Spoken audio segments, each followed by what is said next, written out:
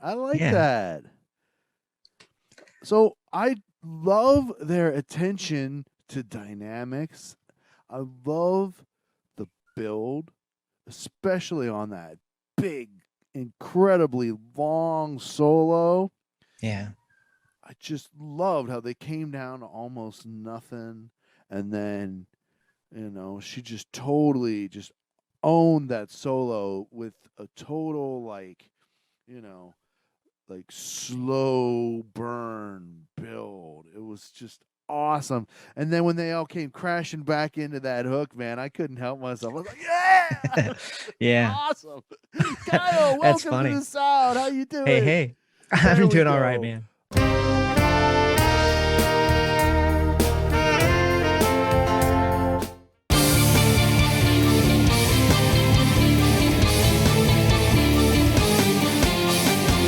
We've got a new Kyle's pick. Why don't you introduce for us? All right, talking about same topic as before. This is scrolling so I can see the name again. Samantha Fish. And this was something in my YouTube suggested column, and I kept seeing her name and it looked kind of interesting. So I clicked on it so I could bookmark it, and I think I've heard like maybe 2 seconds in doing that. And that is all I know about this person. They are suggested. They appear to be playing music somewhere, and shake them on down. I would guess that's kind of bluesy. It sounds like an old blues song or something. Yeah, I guess you could say it sounds. Yeah. Like... So if Matthew or I say something that is completely wrong, keep in mind we don't know. We do not know her. We know nothing about her besides what I just said. Just for all those nice little people that like to jump on us. Okay, I do know one thing, and this is from observation. It appears that she's going to be playing a cigar box guitar. Okay, I'm looking at the thumb, and I can't see that much detail. Okay, you are correct. Yeah, the reason why I mentioned that is because it's neat. Just a quick shout out to an old friend of mine, the same guy who taught me how to fix my guitar, Paul Lewis from Lewis Music Store. Shout out. He also made cigar box guitars. It was cool. Like this guy brought in these really fancy, nice cigar boxes, and he was like, "Hey, if I give you these boxes, would you make me a guitar out of one of them?" And he's like, "Oh, all right, yeah, let's give it a shot." And it came out really good. So then he's like, "Hey, now I can make more cigar box guitars." Yeah, it was really neat. So I just thought that was really cool because what better way to recycle, reuse, reimagine, right, than to create musical instruments out of something that would just be like trash or recycling. I mean, that's awesome. Yeah. There's makes me think there's a video of, I don't know if it's Africa or somewhere else, where some guy has like an oil can guitar. And I can't remember if it just has one string, but this guy is just tearing it up. And he's apparently playing some like soap song, like from a commercial, but it sounds so cool. It's like, of all things, it's like, oh yeah, that's from a commercial. It's like, oh, okay. And we got a shout out here to musicyoucansee.com. I believe that's Samantha's website. Cool. Musicyoucansee.com. All right, everyone. So this looks like it's going to be a slightly long one. 7 minutes and 42 seconds. So strap yourself in. We pause for nobody. And so, without further ado, Matthew and Kyle react to Shake 'Em On Down, Samantha Fish live in Las Vegas. MusicYouCanSee.com. Here we go. There you go. All right, y'all. All right, I'm liking this. You guys know how to have fun. And it's turned out to be a beautiful day. Yeah. Love it. All right, so we're gonna do an old song for you. It's called "Shake 'Em On Down." Yeah. We say it's about dancing, but I'm pretty sure it's about robbing your drug dealer. But for now, we'll say it's dance away,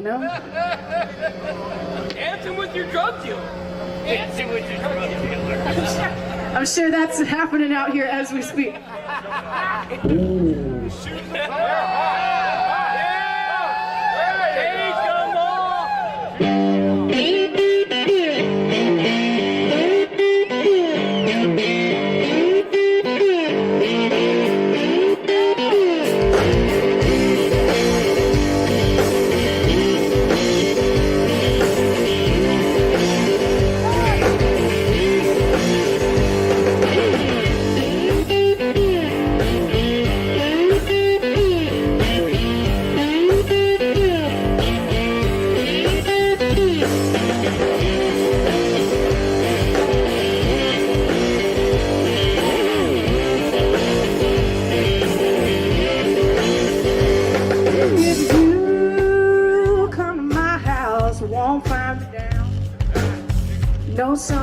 babe.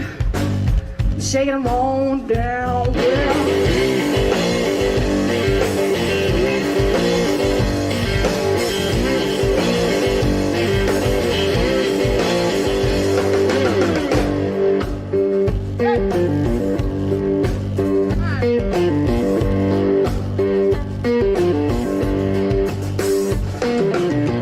If you see my baby stand around, know somewhere we're gonna hit him up, shake him on down, Lord. Ooh, yeah. Come on, shake it down, y'all.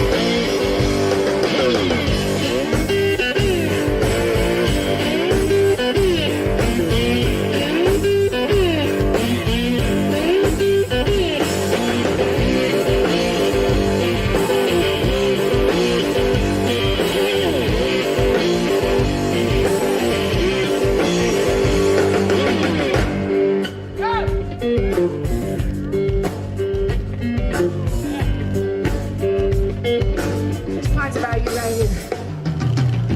Put your knees together, make your backbone move. Nobody in town can shake them down like you. I said, baby.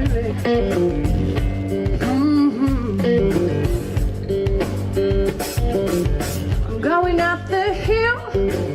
We're gonna get some ice. Before we get back down, no, we done shook him down twice.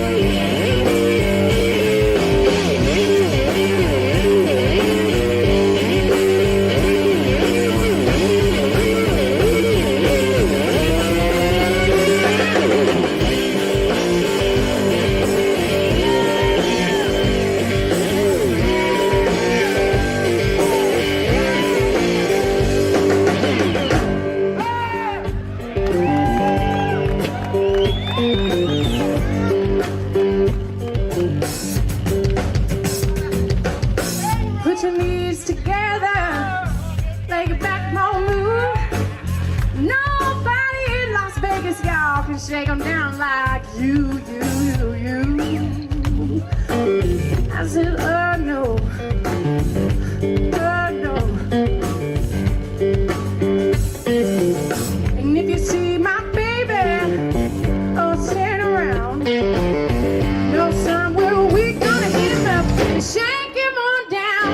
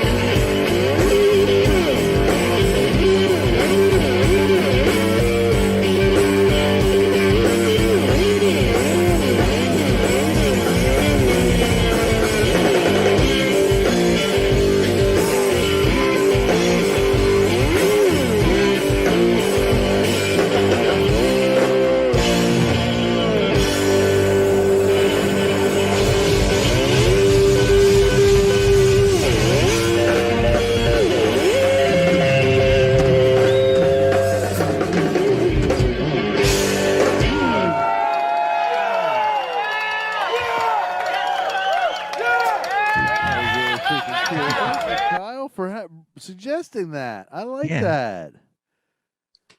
So I love their attention to dynamics. I love the build, especially on that big, incredibly long solo. Yeah. I just loved how they came down to almost nothing, and then she just totally just owned that solo with a total like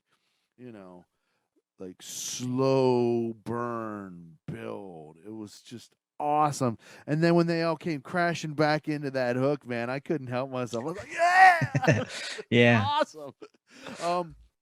And the drummer did a really good job, like making it really lively.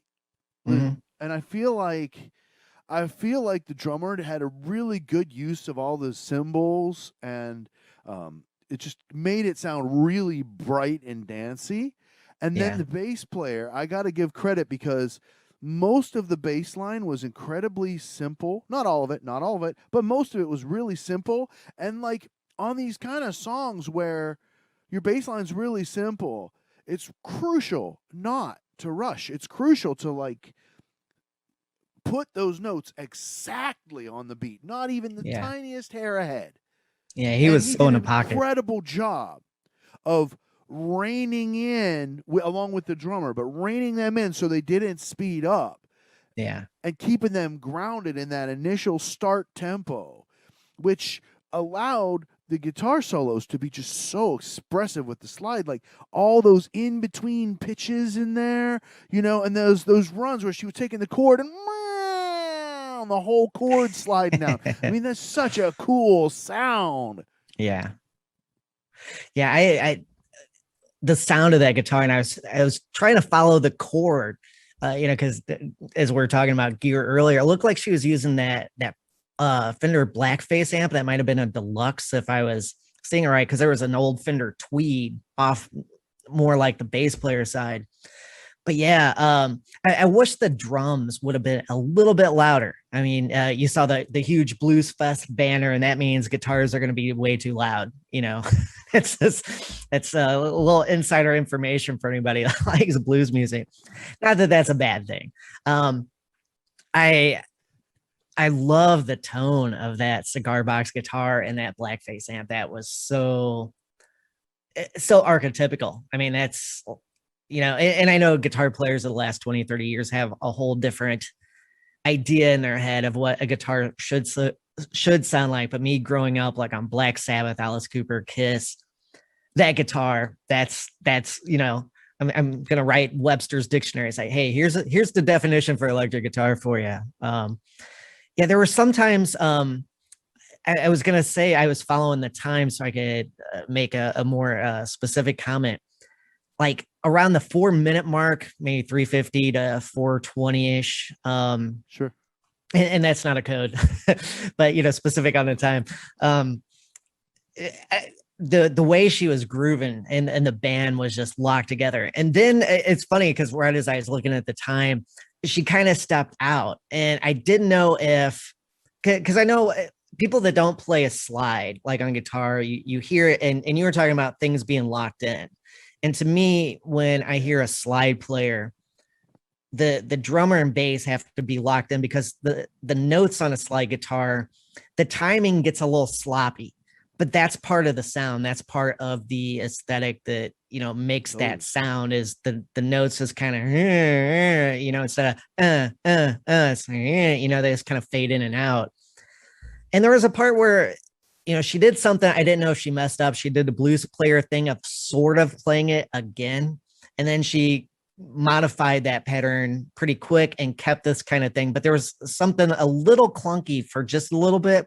I'm a guitar player. If I play a gig and I don't have something clunky, it's not a real gig. So that is not a criticism. It's just, Totally. part of playing live music. It was cool because the band kept going. No, the audience, kept that vibe. And what you said, that the points of contrast, bringing it down to near nothing, exploding it, you have the huge sound. That is so much fun. That is, it's fun to listen to. And blues music is repetitive by nature. I mean, blues has been the blues for what, like 100 years now, and it's like, there's this little variances. But part of that aspect of repetition is how infectious it is. I mean, there's a reason why that style of music keeps persisting, Yeah, it's the vibe of that was it was really fun. It was just a fun song all Oh around. yeah. And it would be a fun performance. I'm really looking forward to seeing some other stuff Yeah. that she does and the band does. Now, and this is again not a criticism. I've heard bands, maybe not quite as good as that, but that did that kind of sound, with the slide guitar, the bass, and the drums, and the vocal, and three piece, And so my challenge would be not getting bored in half an hour.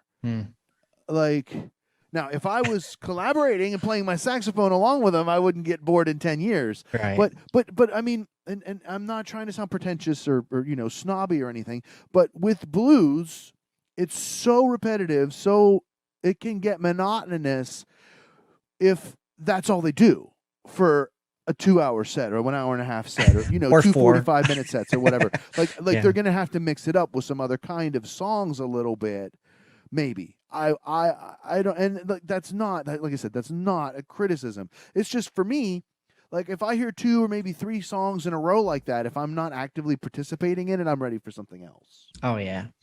It's Yeah.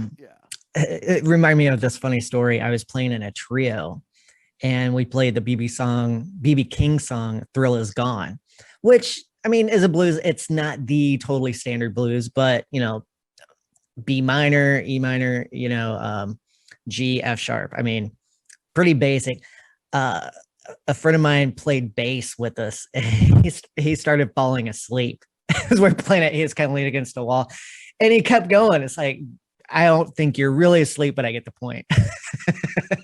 Yeah, exactly. And her energy is so good. Yeah.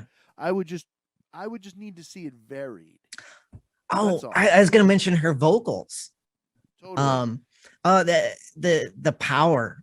Because a lot of people kind of especially like the comment from the stream last week about soul and music. And this might be a very specifically American thing, so, and I'm just kind of guessing this idea, but whenever, someone remarks, where's the soul of the singer, something like this is what we're talking about.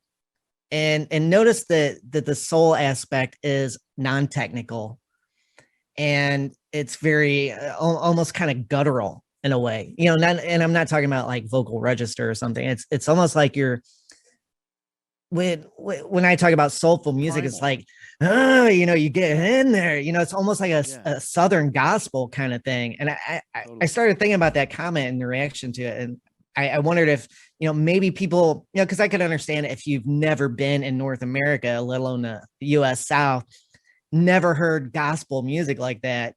You have no idea what that comment would mean. And you can be from the US and not ever been in the South, but that sound because there's this part of the culture here. And I could understand, if you're living in Tunisia or something, just to pick some country at random, that is not at all what your culture sounds like, but that's cool. That's part of the love we're trying to share, with these streams and reactions and picking the things that we do, Right on. This I liked it. I feel like, and that's what I'm saying, like, with a lot of, I played in a band, okay? This was it was a fun band. We did a lot of covers. We did a couple originals called Over the Underpass. And we had a couple different guitar players in our different incarnations, right?